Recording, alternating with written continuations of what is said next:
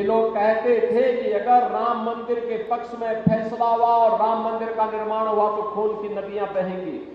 ये अपनी सुरक्षा करना भी जानता है और सुरक्षा में सेंध लगाने वालों की वह दुर्गति करता है। उनके लिए न कफन नसीब होगा, न 2 गज जमीन ही नसीब हो पाएगी। कौन लोग हैं वे जिन्होंने धरती के स्वर्ग को मजहबी उन्माद के पाप का एक गोदाम बना करके, वेयर हाउस बना करके यहां की जनता का शोषण किया। जो लोग कहते हैं कि हमारी सरकार अगर आती है तो 370 हम फिर से वापस लाएंगे, यानी 370 को वापस लाने का मतलब आतंकवाद के पुराने दौर को, परिवारवाद के और भ्रष्टाचार के पुराने दौर को जम्मू कश्मीर पर फिर थोपने का एक कुत्सित प्रयास। सरकार की क्या ताकत होती है, अगर इसका उदाहरण देखना है तो उत्तर प्रदेश के अंदर 500 वर्षों के बाद अयोध्या धाम में रामलला के भव्य मंदिर का निर्माण और रामलला का वहां पे विराजमान होना इसका उदाहरण है। एक बात समान रूप से है, जब अयोध्या में रामलला के मंदिर निर्माण के कार्यक्रम को लेकर के हम आगे बढ़े थे, तब जो लोग इसमें बाधक थे, जिनकी चर्चा मैं करने वाला हूं अभी कुछ देर बाद, ये लोग कहते थे कि अगर राम मंदिर के पक्ष में फैसला हुआ और राम मंदिर का निर्माण हुआ तो खून की नदियां बहेंगी। हमने कहा ये नया भारत है, खून की नदियां नहीं बहती हैं। ये अपनी सुरक्षा करना भी जानता है और सुरक्षा में सेंध लगाने वालों की वह दुर्गति करता है। उनके लिए न कफन नसीब होगा, न 2 गज जमीन ही नसीब हो पाएगी।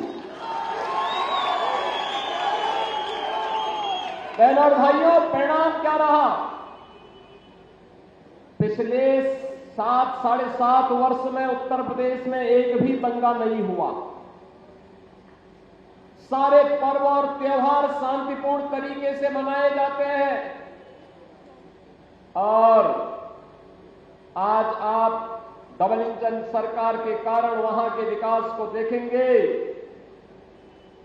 तो उस विकास के लिए जम्मू कश्मीर भी हकदार है और इसी का आह्वान करने के लिए मैं आपके पास आया हूं।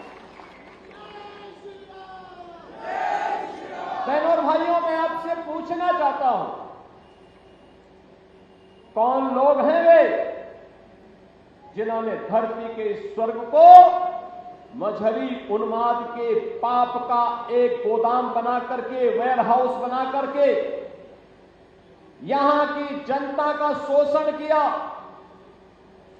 परिवारवाद को पनपाया, भ्रष्टाचार को पनपाया, अपने राजनीतिक स्वार्थ के लिए आतंकवाद को पनपाने का पाप किया था। वे लोग कौन थे?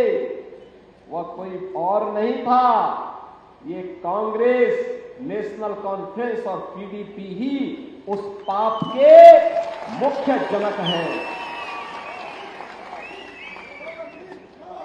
याद करिए जो बात ये लोग अयोध्या के बारे में कह रहे थे, यही बात इन्होंने जम्मू कश्मीर यानी जम्मू कश्मीर से धारा 370 के हटने के पहले भी कहा था। इन्होंने कहा था कि आर्टिकल 370 को अगर हटाएंगे तो खून की नदियां बहेंगी। बहनों और भाइयों, ठीक उल्टा हुआ। 370 और 35A को हटाने के साथ ही कश्मीर में विकास तेजी के साथ आगे बढ़ गया।